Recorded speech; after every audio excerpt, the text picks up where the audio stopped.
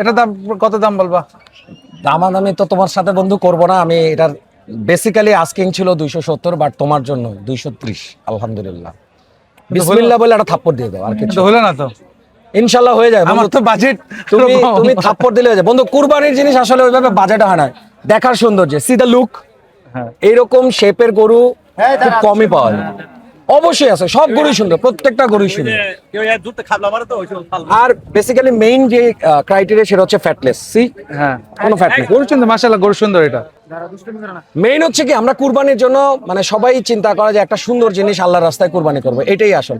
বাসার সবাই হাটে তো আর বাচ্চারা বা বাড়ির যে মেয়েরা আছে ওরা আসতে পারে না। হ্যাঁ, ওরা একটা জিনিস দেখে আনন্দিত হবে, খুশি হবে, এটাই হচ্ছে মেইন।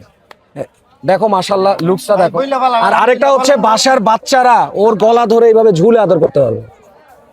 বাবা সিনামন, ওর নাম কিন্তু এক্সেলেন্ট, ওর নাম সিনামন। ওর নামটাও সিনামান, চেহারাও তার সিনামান। বাবা কেমন আছো? আমি তো দিতে চাই 1,80,000 দিতে চাই। না, তুমি 1,80,000 আমাকে দাও বন্ধু হিসেবে, আর বাকি 50,000 তুমি আমাকে গরুর দাম দাও, কোনো সমস্যা নেই।